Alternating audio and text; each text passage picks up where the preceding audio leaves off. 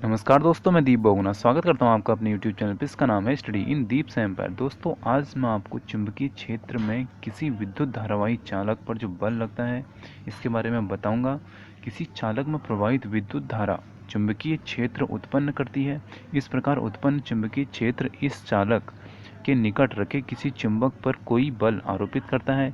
और सबसे पहले ये बताया था फ्रांसीसी वैज्ञानिक आद्रो मैरी एम्पियर ने, और इन्हीं के नाम पे एक मीटर बनाया गया था, एम्पियर जिसको बोलते हैं। उसके बारे में अभी आपको बताऊंगा। इन्होंने क्या किया, 1775 से 1836 इनकी एज थी, यानी इस टाइम ये इनका टाइम पीरियड था। इन्होंने यह विचार प्रस्तुत किया कि चुंबक को भी विद्युत धारावाही चालक पर परिणाम में समान परंतु दिशा में क्या है, विपरीत बल आरोपित करना चाहिए।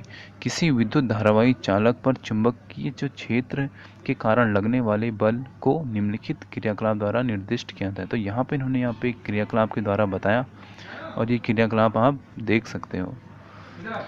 विद्युत धारावाही छड़ ए बी, यानी यहाँ पे क्या है कि एक छड़ रखी है छड़ ए बी रखी है, अपनी लंबाई तथा चुंबकीय क्षेत्र के लंबवत एक बल का अनुभव करती है। तो यहाँ पे इस डायग्राम से हमको ये बता रखा है कि जो बल लगता है वहाँ पे वो उस बल का अनुभव किस प्रकार करती है।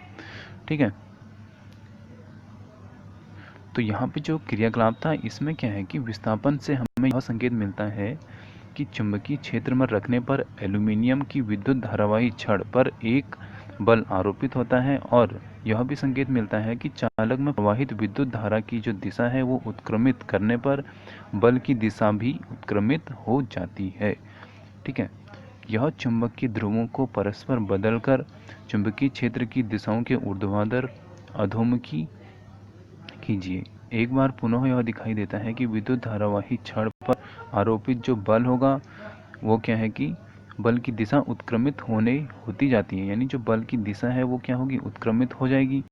इससे यह प्रदर्शित होता है कि जो चालक पर आरोपित बल होगा, बल की जो दिशा होगी वो क्या है कि विद्युत धारा की दिशा और चुंबकीय क्षेत्र की दिशा दोनों पर क्या करेगी, निर्भर करेगी। यानी सिर्फ विद्युत धारा की दिशा पर निर्भर नहीं करेगी, साथ में चुंबकीय क्षेत्र की दिशा पर भी निर्भर करेगी।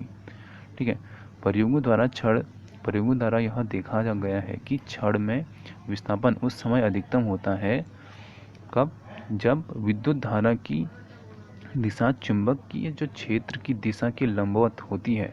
ऐसी स्थिति में चालक पर आरोपित बल की दिशा का पता हमें एक सरल नियम द्वारा लगा सकते हैं। तो ये सरल नियम है फ्लेमिंग का बाम हस्त नियम। आपने फ्लेमिंग का बाम हस्त नियम आई थिंक पहले ही पढ़ा होगा। आज मैं इसको थोड़ा आपको डिटेल में बताता हूँ। ठीक है, तो विद्युत धारा की दिशा और चुंबकीय क्षेत्र की दिशा को परस्पर लंबवत रखकर विचार किया गया था। यह पाया गया कि चालक पर आरोपित बल किसी भी दिशा इन दोनों के लंबवत होता है। इन तीनों, अब यहाँ पे क्या है कि तीन चीज़ें हो गई हैं, चुंबकीय क्षेत्र हो गया है, बल हो गया है, और क्या हो गई है, विद्युत धारा हो गई है। इन तीनों दिशाओं की व्याख्या एक सरल नियम, जिसको हम क्या कहते हैं, फ्लेमिंग का बाम हस्त नियम यानी बाएं हाथ का नियम कहते हैं, इसके द्वारा की जाती है। इस नियम के अनुसार अपने बाएं हाथ की तर्जनी क्या होती है, यहाँ पे आप देखो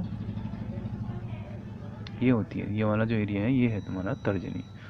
ठीक है, मध्यमा तथा अंगूठे को इस प्रकार फैलाइए कि ये तीनों एक दूसरे के परस्पर लंबवत हो जाएं।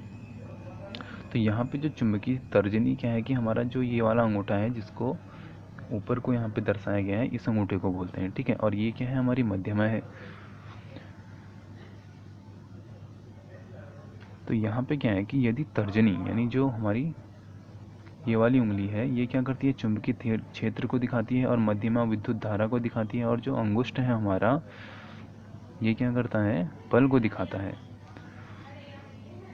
तो क्या होगा कि अंगूठा चालक की गति की दिशा अथवा चालक पर आरोपित बल की दिशा की ओर संकेत करेगा।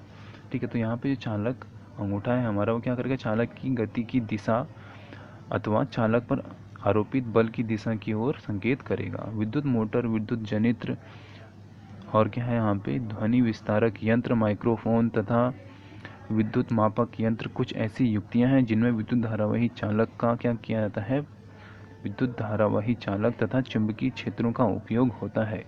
आगे के कुछ अनुभागों में हम इनके बारे में और अध्ययन करेंगे। ठीक है, तो यहाँ पे एक एग्जांपल देखो आप,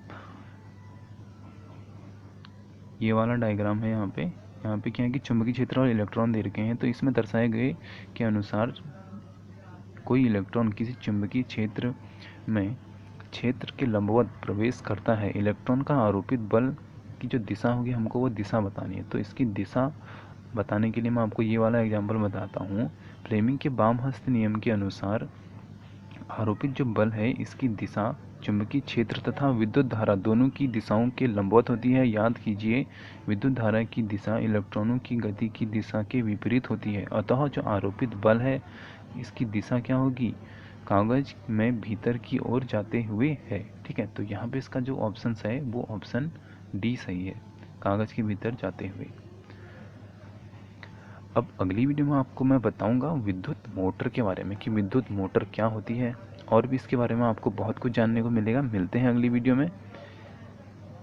यहाँ पे करते हैं इस वीडियो को समाप्त। जय हिंद, जय भारत।